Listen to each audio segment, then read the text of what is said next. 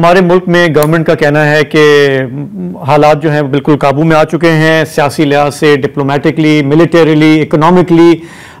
लेकिन अगर आप आम लोगों से पूछें कि भाई तुम्हारे हालात बेहतर हुए, मुल्क मजबूत हो रहा है, जमहूरियत मजबूत हो रही है, तो लोग हंस देते हैं, कहते हैं मियाँ किस दुनिया में रह रहे हो। ये तो सवाल ही नहीं पूछना। हाँ, सवाल पूछना ही नहीं चाहिए, रिडंडेंट सवाल है। लेकिन आपको पता है जवाब क्या?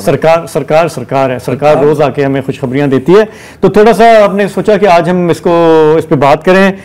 हमारे साथ मुस्तफ़ा नवाज खोखर हैं, आप उन्हें जानते हैं, साबिक सेनेटर हैं, ह्यूमन राइट्स कमेटी के चेयरमैन भी थे, बहुत ही खुल के बात करते हैं। मुस्तफ़ा साहब, आपका बहुत बहुत शुक्रिया। इससे पहले कि मैं उमूमी थोड़े मुल्क के हालात की तरफ आऊँ, आपको पता है कि 2-4 दिन से खबर गर्म है कि हमारी जो अपोजिशन है उन्होंने कहा है कि इमरान खान साहब की रिहाई के लिए उनके दोनों साहबजादे सलमान कासिम आएंगे, क़यादत करेंगे, इमरान खान को रिहा कराएंगे और फिर हो सकता है कि मुल्क में इस वक्त जो सिस्टम चल रहा है उसको कुछ धचका लगे। आप कैसे देख रहे हैं इस पे जो एक्साइटमेंट है पीटीआई के अंदर, जस्टिफाइड है? जी शुक्रिया। सबसे पहले तो मैं बसद एहतराम थोड़ा सा आपसे इख्तलाफ करूंगा कि इस वक्त मुल्क में कोई ऑपोजिशन है नहीं मेरे ख्याल में।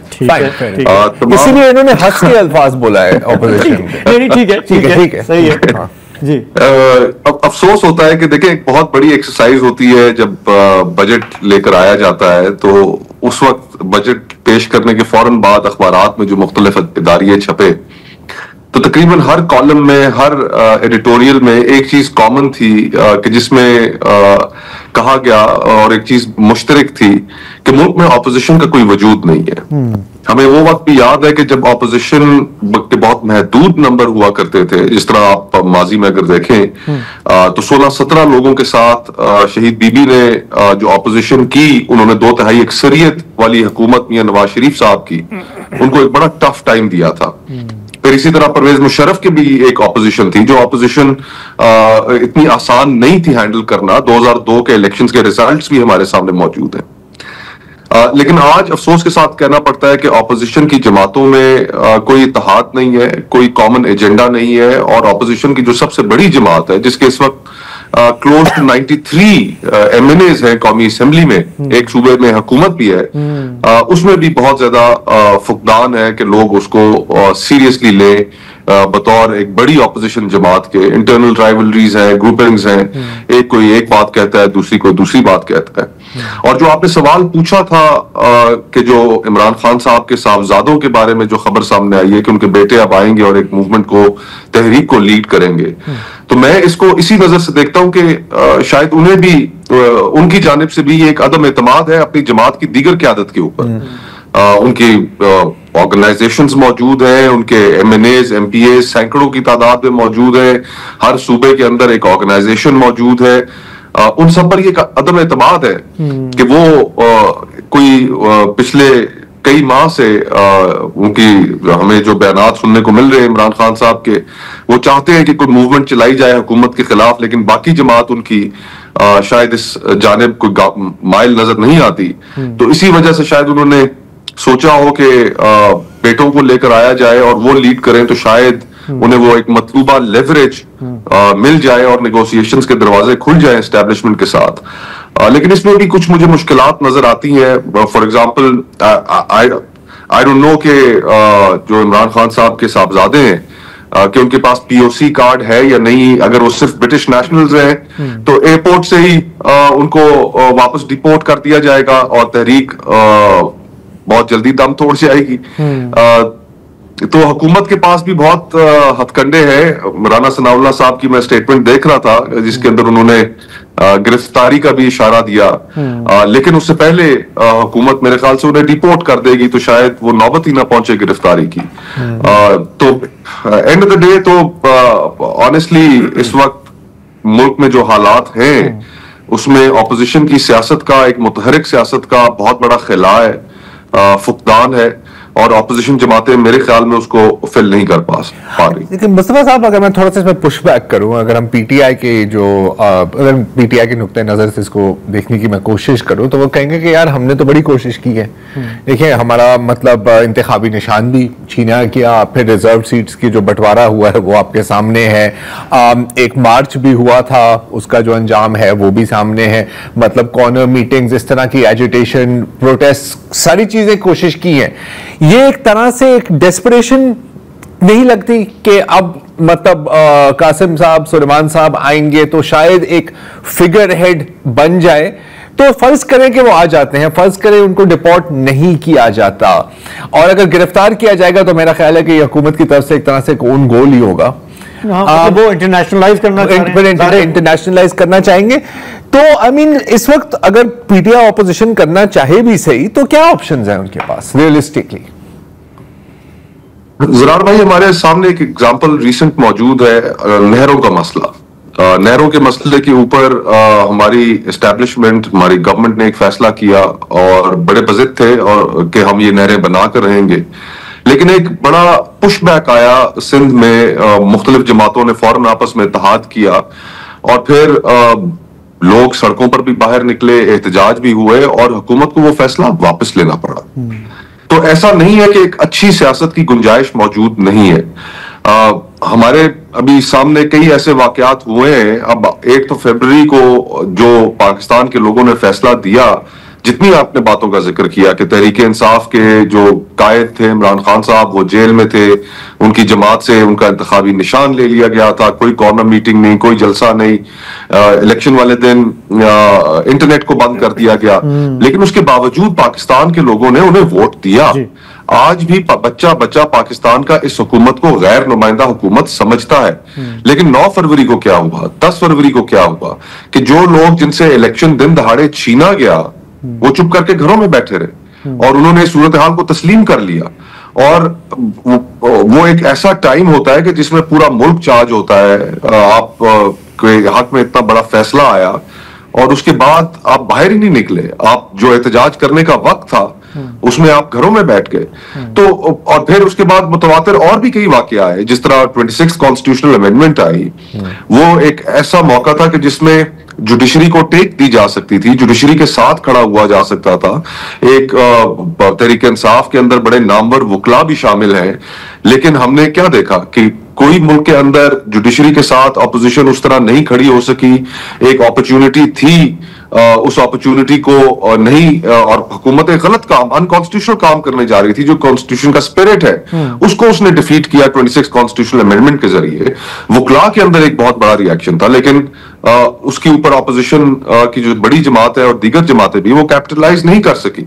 6 जजेस का आपके सामने खत आ गया, उसके अंदर उन्होंने क्या क्या डिटेल्स नहीं लिख दी, लेकिन उसके ऊपर भी वो कुछ नहीं कर सके। इसी तरह मीडिया, जैसे शेर है ना, हमेशा देर कर देता हूं मैं, कुछ हुई है। हाँ मुस्तफा साहब, हमें एक छोटा सा वक्फा लेना है, will be right back. Programme में वापस खुशामदीद। मुस्तफ़ा नवाज खोखर साहब हमारे साथ मौजूद हैं। मुस्तफ़ा, आपने काफ़ी अच्छे तरीके से एक्सप्लेन कर लिया कि हमारे यहाँ जो अपोजिशन का रोल आपने कहा ना होने के बराबर है, पार्लियामान जो है वो सहूलतकार है, जो अमेंडमेंट्स हुई हैं उससे कौन मजबूत हो रहा है। मीडिया की बात चले मैं कर देता हूं कि हम जो खबरें कवर करना चाहते हैं रोज़ हम नहीं कर पाते, कदखने होती हैं, तो कोशिश करते हैं कि हम भी बस बचा के ही काम चलाते रहें। तो ये जो माहौल है इस वक्त मुल्क का, मैं अगर आपको कहूँ कि थोड़ा सा जूम आउट कर लें, एक लॉन्ग व्यू ले लें, और जो रोज़ का जो गवर्नमेंट का जो पॉइंट ऑफ व्यू होता है कि सब अच्छा है, अगर उससे हम स्टेप अवे करके देखें कि पिछले 2 साल का सफ़र और आगे हम जिस तरफ जा रहे हैं, अब क्या देख रहे हैं कि ये हमारा मुल्क जो है ये किस तरफ जा रहा है? फिर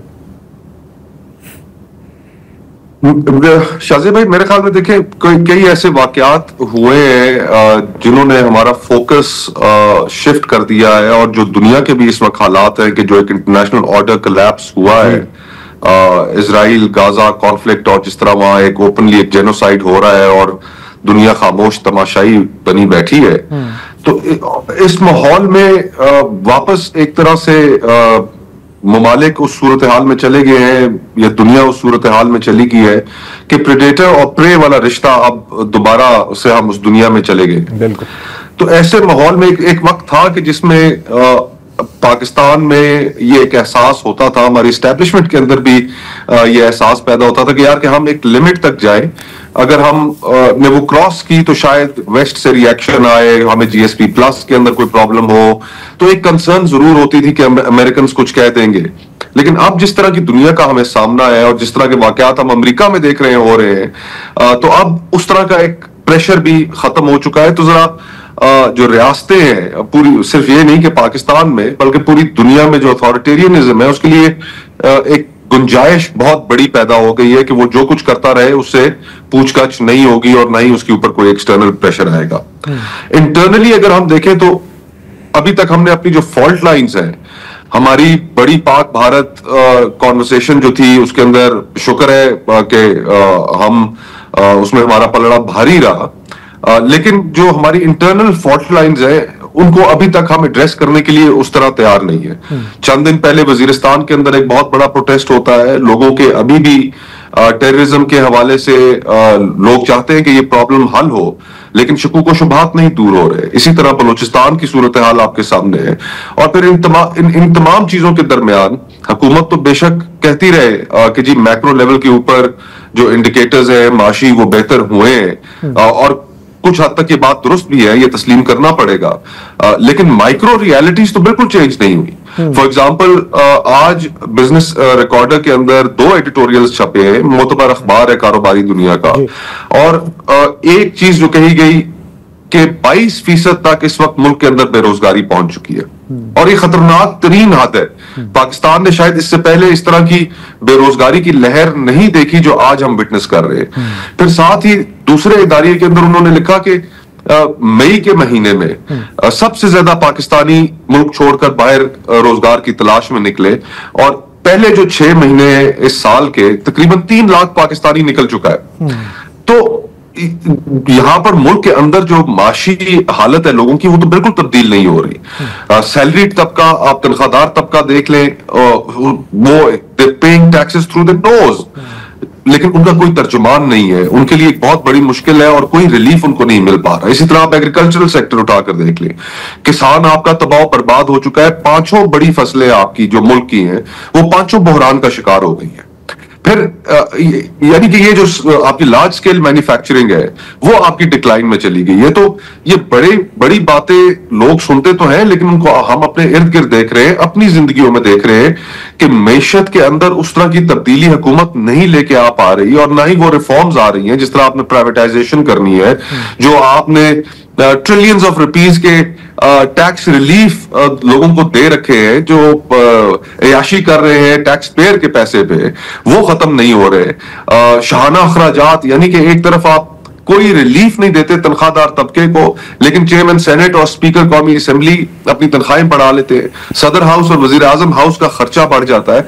तो एक तरह से ये हम बिल्कुल लाताल्लुक भी हो रहे हैं, और शायद उसके अंदर एक बड़ी वजह मुझे ये भी लगती है कि जो जमातें हुकूमत में वो ये समझती हैं कि अवाम के अंदर पजीराई का शायद कोई फायदा भी नहीं है इतना। क्या इलेक्शंस, वो सारा प्रोसेस भी हमने मीनिंगलेस कर दिया है, और सिर्फ वोटर को राजी रखने से बेहतर है कि एस्टेब्लिशमेंट को राजी रखा जाए, वो हमें हुकूमत पकड़ा देंगे। तो लॉन्ग व्यू के अंदर हमने जो नुकसान पहुंचा दिया है कि एक प्रोसेस को, जो इलेक्शन की प्रोसेस को हमने मीनिंगलेस कर दिया है, सियासत इस मुल्क के अंदर खत्म हो गई है।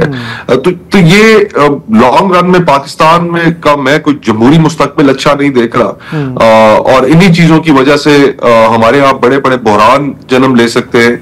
इंटरनल फॉल्ट लाइन्स, हमारे पास बड़ा अच्छा मौका था, लोगों का हमारी फौज के ऊपर एतमाद बड़ा बहाल हुआ, और ये एक विंडो क्रिएट करता है कि जिसमें आप इस गुडविल को लेकर आगे चले, और जो लोगों के गिले शिकवे थे उनको फौरन आगे बढ़कर ठीक कर ले, ताकि वो इंटरनल फॉल्ट लाइंस या वो गिले शिकवे कोई और एक्सप्लॉइट ना कर सके।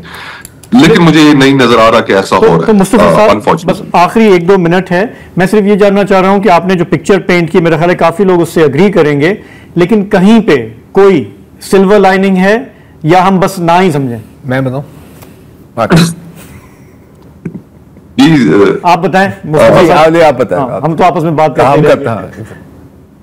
देखिए, सिल्वर लाइनिंग इस मुल्क में मुझे जो नजर आती है ये है कि एक तो लोगों के अंदर अवेयरनेस बहुत है, लोगों को पता है कि इस मुल्क के प्रॉब्लम्स क्या है, लोगों को ये भी पता है कि ये जो अगर कोई तब्दीली आनी है तो वो एक पॉलिटिकल प्रोसेस के जरिए आनी है। 8 फरवरी हमारे सामने मौजूद है जहां पर तमाम ऑड्स के अगेंस्ट, हालांकि मैं खुद तहरीक इंसाफ के मुकाबले में इलेक्शन लड़ रहा था, लेकिन तमाम ऑड्स के अगेंस्ट पाकिस्तान के लोगों ने अपना एक फैसला दिया और खुल के फैसला दिया तमाम प्रेशर्स के बावजूद। तो सिल्वर लाइनिंग तो ये नजर मुझे आती है कि अवाम को अगर हम फैसला करने दें तो हर दौर के अंदर इस मुल्क की अवाम ने एक बेहतर फैसला किया है। हमारे लोग, हमारी अवाम बेहतर फैसला करने का पोटेंशियल, कैपेसिटी, तमाम चीजें उसके अंदर मौजूद है। वो सियासी सलाहियत, सोच भी मौजूद है। हम सिर्फ उनको मौका नहीं देते और उनके फैसले पर एतबार नहीं करते। अगर हम सिर्फ उनके ऊपर एतबार करना शुरू कर दे, उनके फैसले को अहमियत देना शुरू कर दे, उसको रद्दी की टोकरी में ना फेंके, तो आई थिंक हम बहुत आगे जा सकते हैं। मुल्क के अंदर बददिली बहुत है, लेकिन ये नहीं है कि हम, आप और मैं टीवी पर बैठ के शायद वो गुफ्तगू ना कर रहे हो, लेकिन थड़ों पे जो गुफ्तगू हो रही है, बैठकों में जो हो रही है, हुजरों में जो हो रही है, औताकों में जो हो रही है, वो तो एक बहुत खुली डुली गुफ्तगू है। और बेशक मुस्तफा, हम लोग मजबूरियों की वजह से नहीं बात कर सकते, लेकिन आई मीन 100 बात की एक बात, ये हमारे गुनहगार कानून ने ये बातें सुनी है अरबाब इख्तियार से पिछले दौर में कि ये 22 करोड़ ये तो भेड़ बकरियां हैं, इधर हाँक दो उधर हाँक दो। ये माइंडसेट मेरा ख्याल जब तक चेंज नहीं होगा तो हम यहीं पे रहेंगे। आपका बहुत बहुत शुक्रिया sir, thank you very much. ये जो माइंडसेट है ये पाकिस्तान तक महदूद नहीं है, ये मेरा ख्याल है पूरी दुनिया का माइंडसेट है। फिलहाल तुम अपना रोना रो, नहीं आई नो, लेकिन देखो एक मतलब एक ओवरऑल होता है ना, एक स्पिरिट ऑफ द टाइम्स होता है। तो स्पिरिट, जैसे अभी मुस्तफा साहब भी बोल रहे थे ना, पूरी दुनिया ऑथोरिटेरियनिज्म, ऑटोक्रेसी की तरफ। तो अभी की शिफ्ट की बात कर रहे हैं, ट्रंप का भी आना, ये करना, लेकिन हमारे यहाँ तो टाइम लगता है। तो मतलब कि बेसिकली अब लोग हमारे नक्शे कदम पे चल रहे हैं ना, मसला ये है। अब देखें सिल्वर लाइनिंग जो आपने पूछा सवाल मुस्तफा साहब से, मेरी नजर में सिल्वर लाइनिंग ये है कि जितनी तबाही है इससे कई गुना ज्यादा भी हो सकता है। बस कर दें यार, माफ कर दें यार, चले। हाँ, मतलब जाहिर है कि जितना हम नहीं, हम एक ब्रेक लेंगे।